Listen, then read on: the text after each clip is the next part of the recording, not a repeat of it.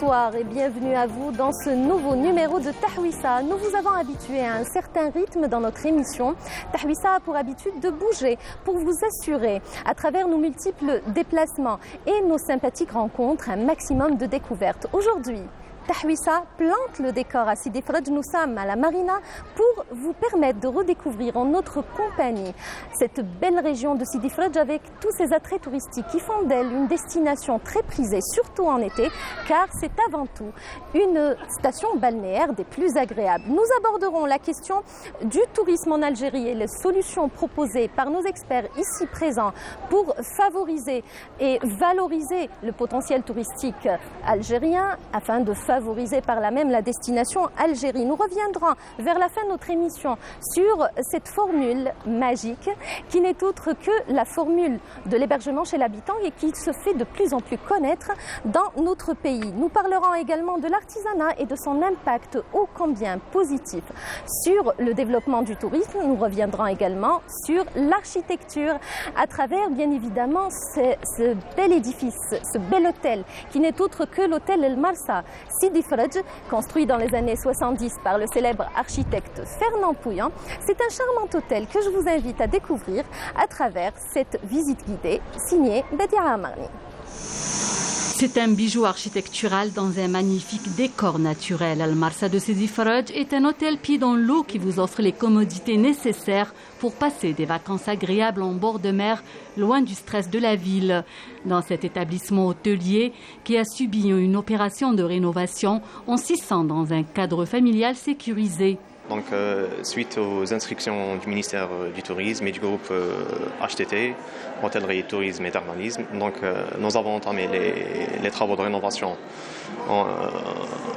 Et maintenant, l'hôtel a été rénové. Il répond aux normes et aux standards internationaux. Donc, l'hôtel Marsa dispose de 84 chambres, dont 18, un restaurant gastronomique, une salle de conférence, une salle de fitness, un salon d'été, une piscine et une plage pour les estivants et les clients de l'hôtel.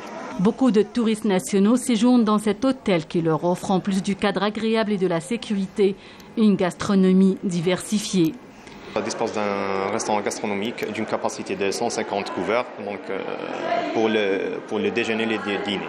Donc en total, c'est 300 couverts. Le menu de l'hôtel Marsa, donc, il est composé d'une variété traditionnelle, gastronomique et voire même orientale.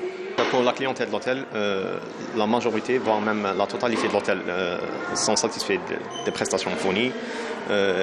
Malgré ça, donc, on essaie toujours d'adopter une démarche d'amélioration continue des prestations et d'innover surtout pour se différencier de la concurrence. Les estivants sont très nombreux à se rendre dans cet hôtel classé 4 étoiles. Ils viennent même des 4 coins de l'Algérie. Ils se disent satisfaits des prestations de services qui leur sont fournies. Concernant l'hôtel, c'est bien. La piscine, c'est extra. La plage, c'est Ghana, c'est la même chose. Concernant la restauration, on mange bien, c'est délicieux. Les réceptionnistes sont très polis, très gentils. Nos enfants, ils sont heureux. Alhamdoulilah. Alhamdoulilah. Concernant les vacances à Al Marsa, ça se passe très bien. On est ravis par l'accueil, le service et tout ce qui est les dépendances de l'hôtel. Donc, même ce que nous avons comme activité, ça nous plaît et espérons que l'année prochaine sera meilleure encore. Bon, la restauration, c'est bien, on mange bien et concernant les chambres, c'est extra, on n'en a rien à dire. Les enfants, eux, sont très heureux de se retrouver tous les jours au bord de la piscine pour nager et bronzer en toute sécurité. Je suis ravi de passer mes vacances à l'hôtel Marsa. C'est bien, c'est formidable, c'est extraordinaire.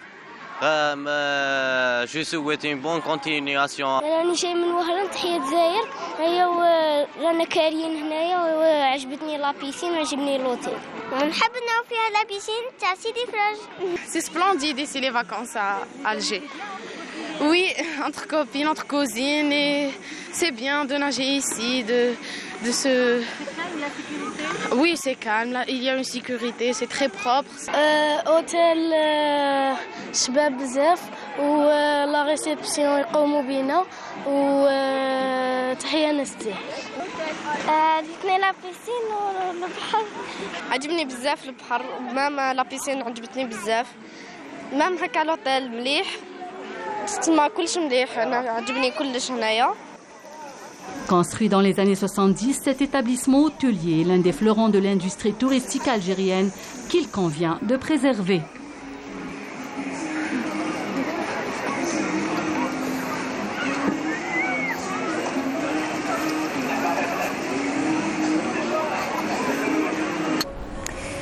Il est l'un des moteurs de l'économie dans de nombreux pays du monde et pourquoi pas chez nous. Le tourisme connaît aujourd'hui une réelle dynamique. Nous allons aborder cette grande question du tourisme avec nos invités. D'abord, Saïd Boukhlifa, bonjour, bienvenue à vous. Bonjour, merci. Vous êtes donc expert international en tourisme. Vous êtes également le président du syndicat national des agences de tourisme et vous êtes également consultant en tourisme. Monsieur Boukhlifa, c'est un plaisir que de vous recevoir sur ce plateau. C'est réciproque, merci. Nous avons également le plaisir de recevoir Tariq Sghir Mahbabek. Vous êtes donc assistant au PDG du groupe HTT, groupe Hôtellerie, Tourisme et Thermalisme. Vous êtes également chargé de la stratégie touristique. Mahbabek, encore une fois. Merci, c'est réciproque, c'est gentil. Alors justement, la première question qui me traverse l'esprit, Monsieur Sghir, c'est comment faire de cette stratégie une véritable boussole qui va nous permettre, qui va nous mener à promouvoir la destination Algérie, promouvoir le tourisme et faire de notre pays en finalité une destination de choix qui va capter les touristes, que ce soit qu'ils soient étrangers ou nationaux. D'abord, je voudrais vous remercier pour votre invitation. C'est moi qui vous remercie. Nous nous félicitons d'accueillir l'entreprise publique de télévision nationale au sein de l'un des plus emblématiques villages touristiques balnéaires de notre groupe, à savoir le village touristique Sidi Fraj. Nous espérons que cette collaboration avec la télévision algérienne continuera et s'épanouira et se développera dans le futur. Pour répondre à votre question, nous basons notre stratégie au groupe Hôtellerie, Tourisme et Thermalisme sur le fait de parier en priorité sur le tourisme local, domestique. Notre pays se trouve géographiquement au sein du bassin méditerranéen, la première destination touristique au monde. Ce n'est pas forcément une bonne nouvelle. Cela veut dire que nous sommes au sein d'un marché mature, hautement concurrentiel, où les possibilités de captage de parts de marché sont limitées. Nous avons du pain sur la planche, on va dire. Pardon ? Du pain sur la planche, c'est un travail de longue haleine qui... Cet élément, quand on rajoute à ce premier élément d'analyse le fait que la demande touristique algérienne est importante, la demande locale, ça veut dire ce que les Algériens sont prêts à consentir pour leurs loisirs, leurs vacances et leurs déplacements professionnels. C'est ça. Nous l'estimons à une manne annuelle de plus de 3,5 milliards de dollars. Cela veut dire que capter un pourcentage de cette manne peut constituer une base pour un modèle économique pérenne et performant. Donc, nous mettons tous nos atouts, toutes nos possibilités et nous faisons le pari du touriste algérien. Pour être clair, pour le dire d'une manière simple, nous voulons miser et donner aux touristes algériens ce qu'ils trouvent ailleurs. Et pour développer un tourisme 100% algérien. Développer la destination algérienne, mais pas avec un focus sur l'éventuel touriste étranger qui pourrait visiter notre pays. D'abord satisfaire la demande locale, qui constitue, je me répète, une base solide pour un système économique pérenne. C'est dans cette direction que nous concentrons la majorité de nos efforts et de nos capacités d'accueil, qui sont considérables. Par rapport au marché, je vous rappelle que notre groupe, c'est pratiquement le quart des capacités d'accueil nationales, avec une diversité large, couvrant à la fois le balnéaire, le saharien, le climatique, l'hôtellerie d'affaires et l'urbain. Monsieur Boukhlifa, j'aimerais savoir votre avis d'expert. Cela fait plus de 47 ans que vous travaillez dans le secteur du tourisme. Alors, Que proposez-vous justement pour que le tourisme algérien retrouve son image d'antan, une image que vous décrivez dans votre livre, donc Mémoire touristique algérienne 1962-2018, paru en 2019. Vous dites que l'Algérie était surnommée la Californie africaine. Pardon. Oui, elle était surnommée la Californie africaine avant 1954. C'était des années 1870 jusqu'à 54, début de la Révolution. Parler peut-être de la deuxième édition de votre livre. La deuxième édition, oui, effectivement, oui. Mais déjà, c'est évoqué dans ce livre. Il y avait les aristocrates britanniques, russes, français. Les Russes, c'est de l'époque du Tsar, qui venaient pour le tourisme d'hivernage en Algérie. Oui. Certains logeaient à Alger-Ouest, sur le boulevard de Bollorine, la corniche de Bollorine, ex-Saint-Eugène, sur les hauteurs de Mustapha supérieur où se trouve le Saint-Georges actuel. Et surtout, ils venaient pour le tourisme hivernage à Biskra.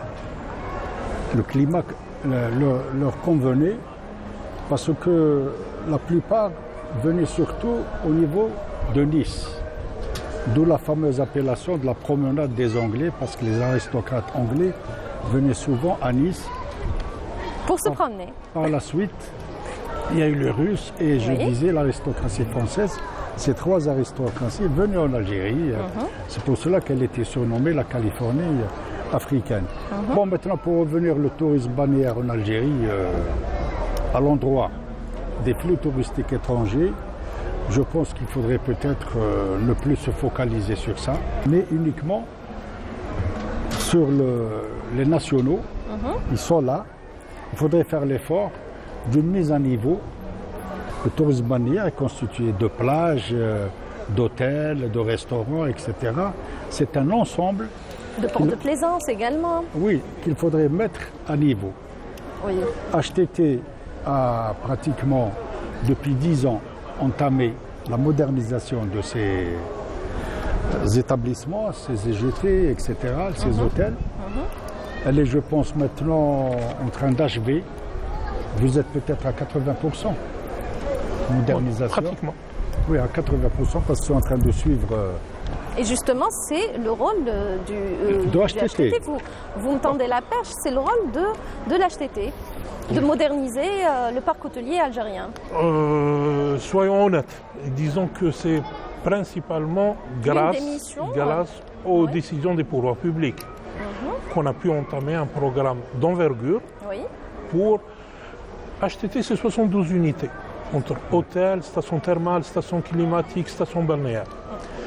Les décisions du Conseil de participation de l'État nous ont permis d'engager la modernisation et la remise à niveau et la réhabilitation de pratiquement 67 de ces unités. Oui. Donc, c'est une intervention sur l'existant, une extension de capacité, l'implantation et la réalisation de nouveaux équipements et infrastructures. Aujourd'hui, alhamdoulilah, nous disposons, comme vous venez d'y faire allusion avec l'hôtel Marsa, d'outils touristiques et hôteliers qui sont aux normes en termes d'équipements et d'infrastructures. Oui. Le prochain chantier, c'est d'arriver à être aux normes en termes de qualité de service et des métiers de l'hôtellerie et de la restauration. Et justement, il y a une attente. Former l'humain. Oui. On a réhabilité le bâti. Maintenant, c'est l'humain, c'est le service. Exactement, il y a une attente justement de la part des populations et un élan mobilisateur de la part des experts et des opérateurs justement pour développer la destination algérienne, en faire une destination alternative finalement. Chez Boukhlifa, pensez-vous qu'on peut aujourd'hui développer un tourisme 100% algérien ? Non, parce que le développer 100% algérien, c'est-à-dire nous allons vivre en mode autarcique, c'est-à-dire en autarcie. Non, même s'il s'agit de... Fermé aux étrangers. Non, pas du tout. Même s'il s'agit c'est-à-dire de capter le touriste étranger, est-ce qu'on peut vendre notre culture d'une manière différente, de façon à faire connaître notre culture, un tourisme culturel 100% algérien pour vendre notre culture, vendre notre pays, la destination Algérie? À l'endroit des étrangers. Des étrangers et des locaux également. Les locaux ils sont là, ils consomment localement, ils connaissent. Bon, pour les étrangers, c'est clair, tous les pays réceptifs en matière de tourisme international vendent leur tourisme authentique, leur cuisine, leur artisanat, etc. L'Algérie ne va pas y déroger. C'est-à-dire nous, comme j'ai dit que le balnéaire, il faut l'oublier pour les étrangers, parce que nous avons à peine 5000 lits en normes internationales, contre une concurrence, il a évoqué la concurrence, au niveau du bassin méditerranéen, qui représente 70% du 1,4 milliard de touristes qui se sont déplacés en 2019 avant le Covid. 70% c'est le bassin méditerranéen, le réceptacle. Donc, mais nous avons deux autres produits haut de gamme, le tourisme d'expédition dans le Hogar et dans le Tassili, et le tourisme culturel. Nous avons 22 sites romains qui demeurent méconnus, ça c'est ce qu'on appelle l'Algérie antique, et c'est une clientèle aisée qui vient pour ce type de produits, le tourisme culturel. Avant, on n'avait pas des hôtels de qualité, aujourd'hui nous les avons. Et nous avons modernisé effectivement notre parc hôtelier. Notre parc Monsieur hôtelier. Srel était en train d'en parler. Absolument, parce qu'avant, on n'avait que le Plaza qui devenait le Seybouz pour aller visiter les ruines d'Hippone, aller à Sougaras, le fief de Saint-Augustin, et puis les Domador qui a écrit le premier ouvrage, le premier roman de l'histoire, Landor. Donc aujourd'hui, nous pouvons proposer deux produits, le saharien, le Hogar, le Tassili, le Gourara, le Mzab, la Saoura, et j'ai dit les ruines romaines, le tourisme culturel. Nous pouvons reprendre notre place dans le concert des grandes destinations touristiques. Ces deux produits ne provoquent pas le tourisme de masse, mais il faut rentrer des devises au pays. C'est dit. Merci beaucoup, messieurs. Saïd Boukhlifa, je rappelle que vous êtes expert international en tourisme, consultant en tourisme également. Vous êtes donc président de l'association du syndicat national des agences de tourisme. Merci beaucoup. Merci d'accepter notre invitation. Monsieur Srel. Monsieur Khalid Srel, vous êtes donc assistant au PDG du groupe HTT. Merci d'avoir été parmi nous aujourd'hui pour parler de la destination Algérie. C'est gentil. Alors, on continue en musique.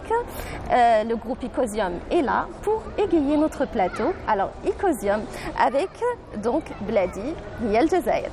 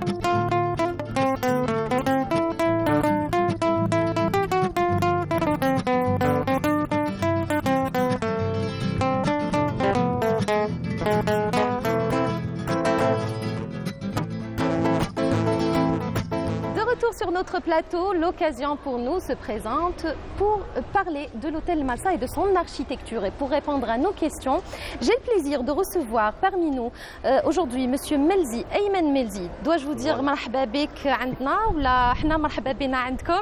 Merci beaucoup. Donc vous êtes bienvenue au sein du complexe touristique Sidi Faj. Merci, vous l'aurez sans doute compris, c'est le directeur de l'hôtel, c'est un peu le maître des lieux, le directeur de l'hôtel El Marsa. Voilà. Et nous avons également le plaisir de recevoir aujourd'hui parmi nous Monsieur Sifi, Djabel Sifi. Vous êtes architecte et passionné donc d'architecture de Pouillan, puisque nous allons en parler. Vous avez également contribué à la réhabilitation de l'hôtel Marsa. Marhaba bik. Merci beaucoup. C'est un plaisir d'assister à cette émission et ce événement. ومرحبا بكم au sein du complexe touristique Sidi Ferraj. En Algérie, son empreinte architecturale est incontournable. Entre 1953 et 1984, il a réalisé pas moins de 300 projets en Algérie. Sidi Ferraj et sa marina témoignent justement de son génie. Fernand Pouyan à Sidi Ferraj, c'est une virée que nous propose Lamia Bouda.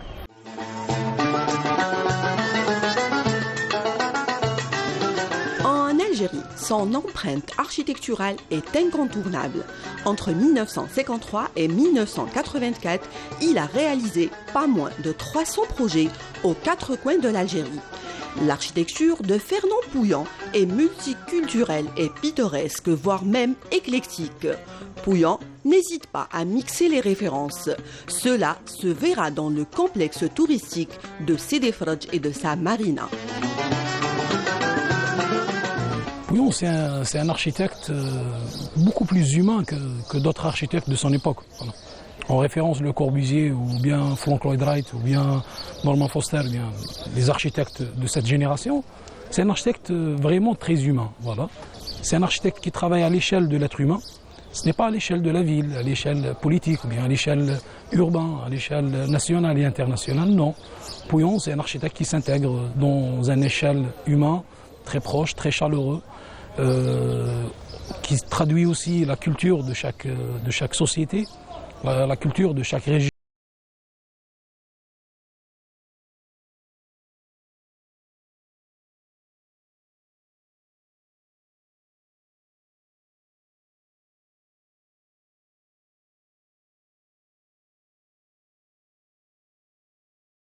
Notre première halte sera le quartier du Corsaire où une qobba et un patio algérois s'ouvrent sur un pan vénitien.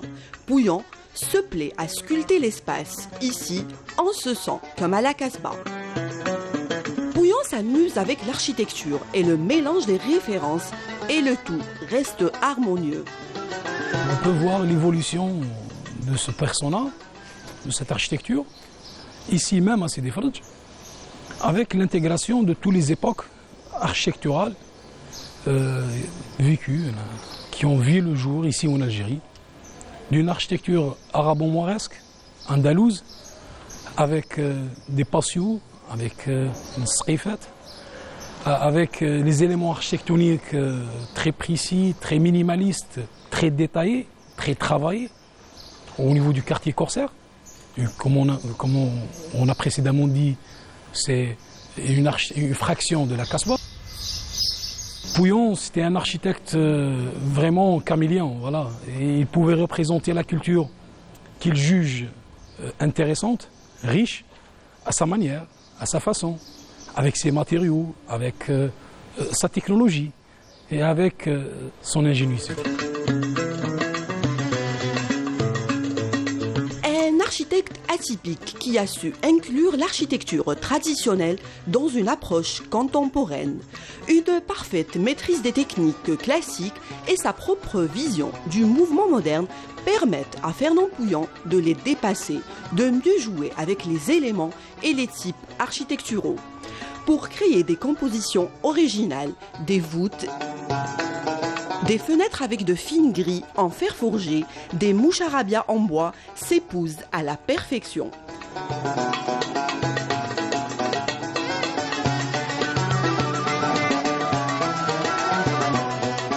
On peut trouver ici un fragment, une fraction de la Casbah, illustré ici dans l'unité, bien l'hôtel Le Corsaire, le quartier Corsaire. Voilà, il y a tous les éléments architectoniques arabo-mauresques, andalous, récupérés de cette culture. Il y a les moucharabias, cet élément architectonique purement arabo-musulman, qui offre un avantage pour la femme arabo-musulmane introvertie vers une visualisation extravertie de l'extérieur sans même être perturbée ou dérangée de l'extérieur.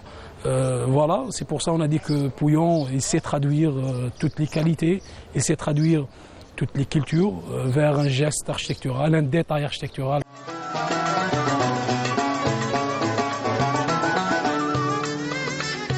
Quant aux matériaux utilisés, il affectionnait la pierre, la chaux et le bois massif. C'est un architecte connu de travailler avec des matériaux très chauds, qui vieillit bien.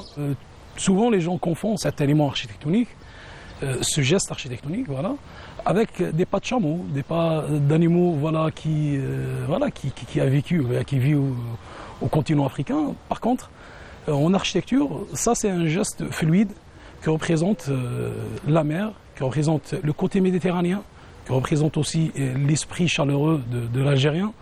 Alors Pouillon a essayé d'interpréter toutes ces références, toutes ces qualités de l'Algérie, du Méditerranéen, du climat chaleureux, avec un geste fluide qui représente les vagues.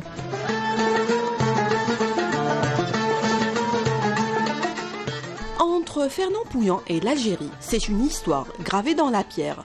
Son architecture témoigne d'une grande liberté de penser.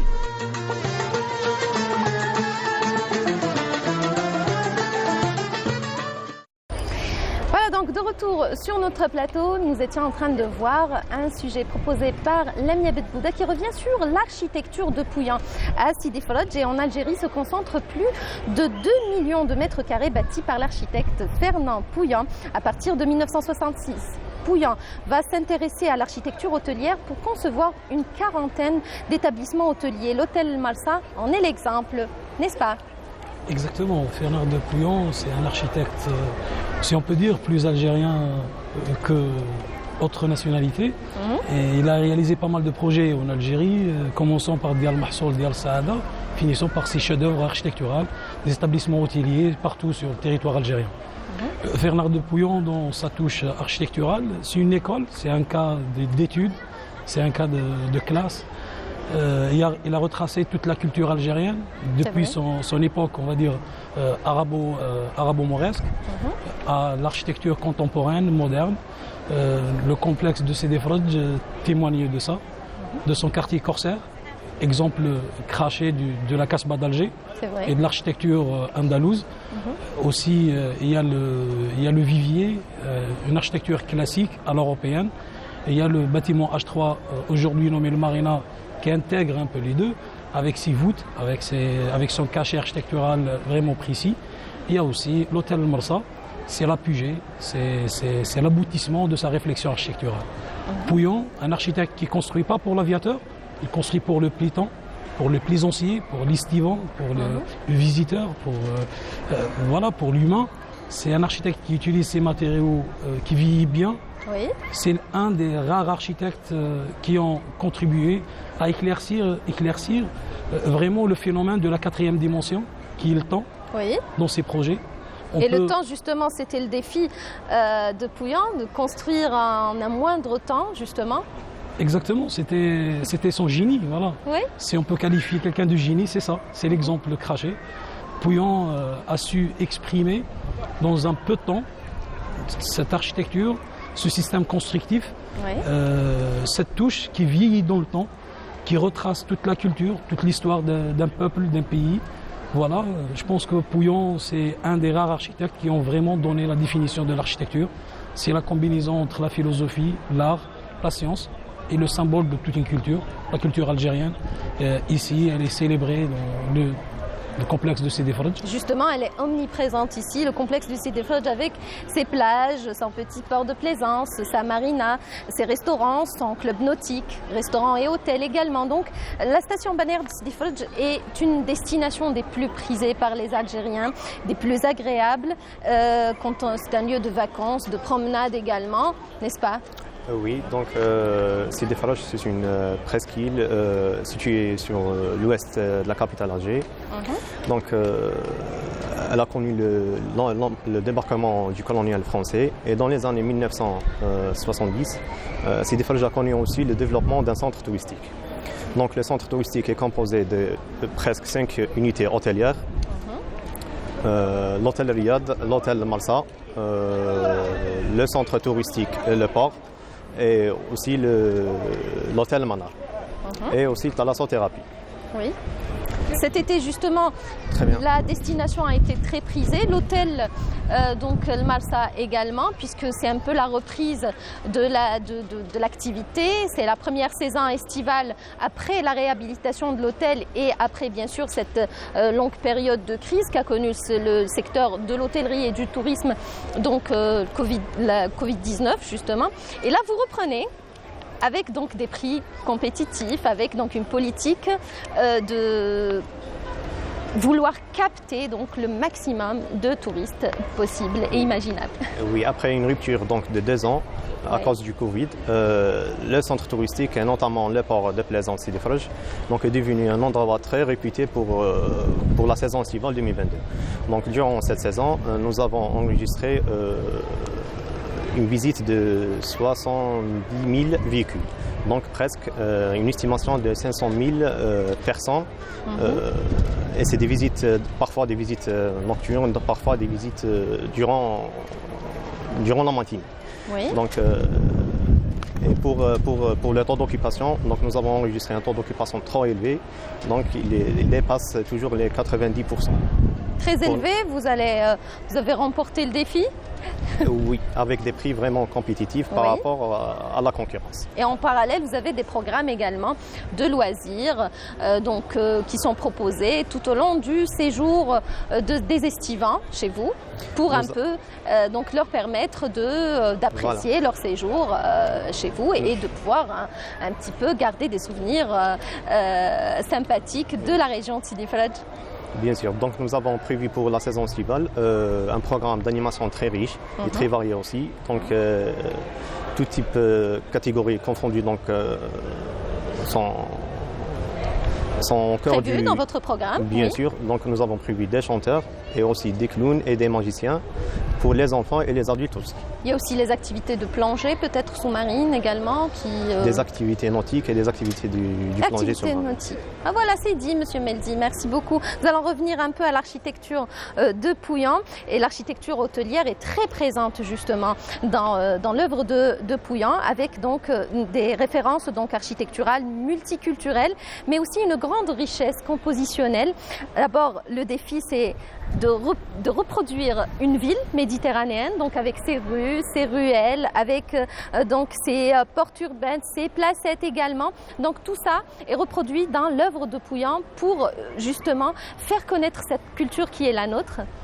Exactement, Pouyan, avec son génie, a fait reproduire une ville miniature avec tous les aspects d'une ville, commençant par un quartier, au pavillon, aux ruelles, aux impasses, aux ronds-points. Voilà, c'est tous les éléments architectoniques et tous les éléments urbains sont intégrés au niveau du complexe de Sidi Frej.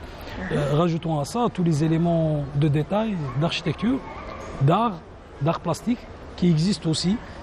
C'est une balade culturelle où on découvre toute la culture méditerranéenne, du bord au bord.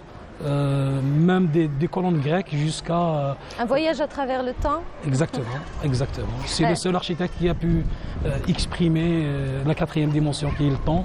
Je répète, je précise. Pouyan, c'est un génie aujourd'hui qui se manifeste devant nous avec ses ouvrages.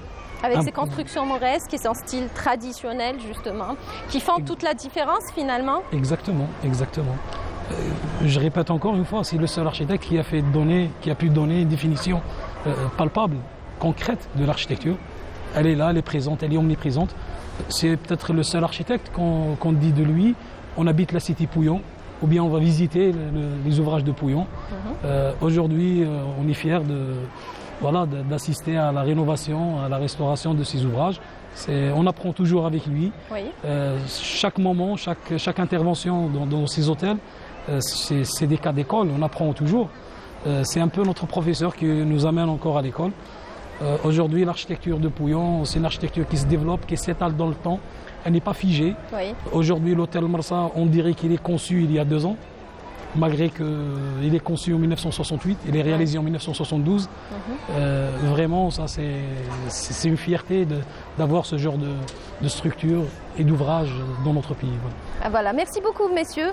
Je rappelle donc Djabir Sifi que vous êtes architecte, vous êtes passionné de l'architecture de Pouillansin, on l'a compris. Exactement. Vous en parlez avec beaucoup d'émotion. Merci beaucoup d'avoir été parmi nous. Le plaisir est pour moi, merci beaucoup. Ayman Melzi, directeur de l'hôtel Marsa, merci de nous accueillir chez vous. Merci beaucoup. Et merci d'être parmi nous aujourd'hui. Allez, on continue en musique, cette fois avec le groupe toujours Icosium et Babourla.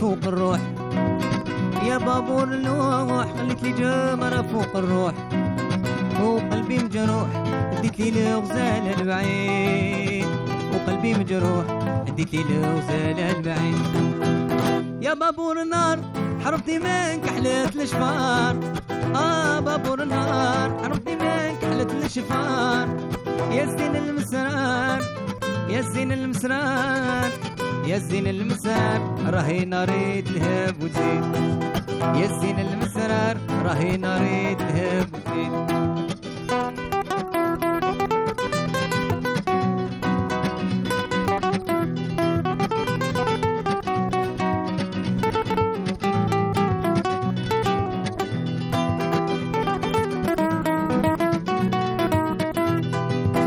وحدي انا يا كلمة فوق اللوح كاد عيني وسادة قلبي تعمر جروح كاد عيني وسادة قلبي تعمر جروح أديت العذراء خليت لي المعيشة مرة أديت العذراء خليت لي المعيشة مرة وقطعت البحر وقطعت البحر وقطعت البحر أديتها وخليتني وحيد وقطعت البحر اديتها وخليتني وحيد يا بابور اللوح خليت لي جمرة فوق الروح يا بابور اللوح خليت لي جمرة فوق الروح وقلبي مجروح اديت لي الغزال البعيد وقلبي مجروح اديت لي الغزال البعيد ويا يا يا يا يا ويا يا يا يا يا يا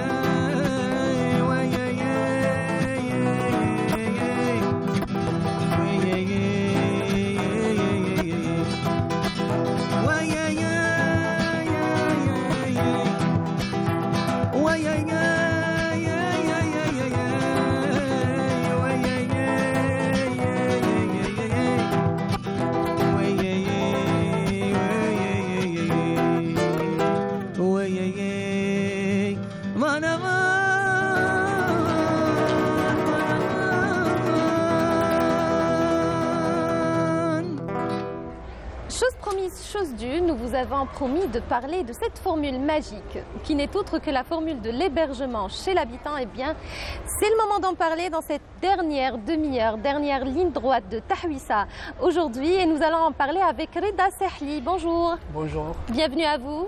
Merci de m'avoir invité. Merci d'être là.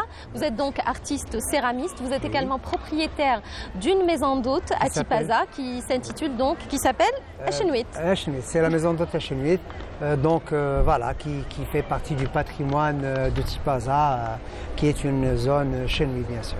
Voilà, et nous allons, une maison d'hôte que nous allons découvrir dans un moment avec un extrait de l'émission Tahwissa, oui.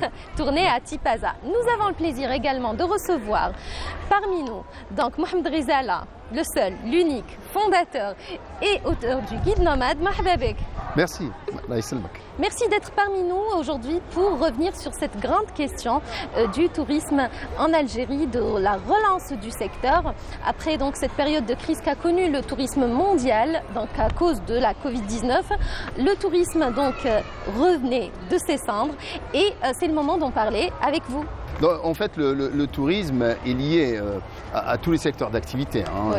Je crois que le tourisme est lié aussi bien à l'agriculture, il est lié aussi à la culture. Le tourisme est lié à de quelle manière nous allons proposer cette image aux... Justement, on parle aujourd'hui d'intersectorialité, donc de différents secteurs qui sont au service du secteur du tourisme, le tourisme qui est au service d'autres secteurs également.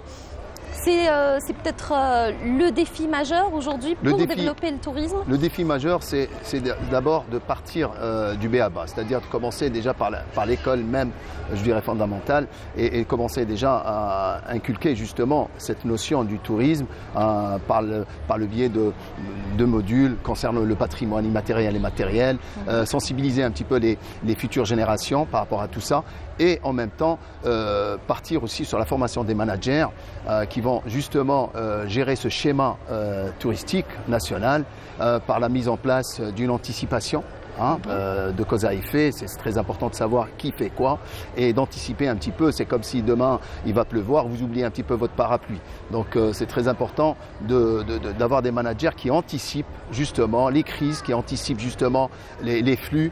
Nous avons pratiquement tout à l'heure, Saïd Bourtifa parlait de 1,4 milliard touristes qui nous passent par-dessus la tête. C'est très bien d'en capter peut-être, je dirais 500 000, 1 million, ça serait pas mal. Quoi. Voilà. Et de partir aussi sur des outils du manager de l'Algérie 2.0, à savoir l'organisation. L'organisation est une science à part entière, elle est à contrario un petit peu de la routine, et c'est très, très important d'inculquer aussi cette science. C'est pas lié justement au rangement des affaires dans un placard, mais d'organiser un petit peu les affaires touristiques et de savoir qui fait quoi. Des recommandations que nous devons suivre pour justement développer le tourisme. Nous allons y revenir pour en parler tout de suite après cet extrait, un extrait de notre émission Tahwissa, tournée ensemble en compagnie du guide nomade, donc à Tipaza. Nous allons voir l'extrait et revenir tout de suite après pour en parler.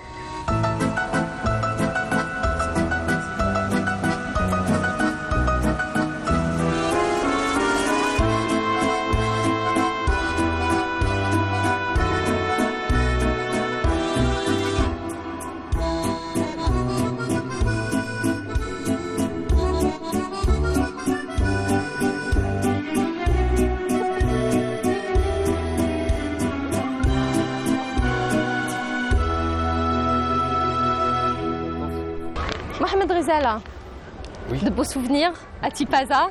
Très beaux souvenirs, de très beaux souvenirs. Café chinois. Oui, très beaux souvenirs. On peut mieux faire encore. On peut mieux faire encore parce que les potentialités sont là, les ressources sont là, l'environnement est là. On doit sensibiliser aujourd'hui. C'est vrai qu'il faut tirer un petit peu la sonnette d'alarme sur le respect de l'environnement. Quand on sillonne un petit peu, je vois quelques je dirais, taches rouges, un petit peu taches noires, un petit peu dans l'environnement, on doit sensibiliser. Tout part de l'école. Justement, il y a des actions qui se font, de la part du mouvement associatif qu'on salue, donc les associations qui essayent donc d'organiser des campagnes de ramassage de déchets dans nos forêts, sur nos plages. Donc c'est une initiative à saluer justement. À saluer et puis répondre justement aux besoins du citoyen. C'est-à-dire que le citoyen travaille pratiquement toute l'année. Il a un mois de congé et pendant ce mois de congé, il y a lieu aussi de lui poser la question de faire une étude par rapport aux besoins des Algériens en termes je dirais de saison estivale. Qu'est-ce qu'il attend en fait? Qu'est-ce qu'il voudrait avoir? Et justement répondre aux besoins immédiats, aux besoins ponctuels, aux attentes des Algériens, du touriste algérien. De comment en fait configurer ce schéma touristique, oui. Comment par exemple consommer une plage. Je vois aujourd'hui quand même moi je suis quelqu'un qui part du principe qu'il faut multiplier les actions, donner de la liberté d'agir aux investisseurs, former les investisseurs.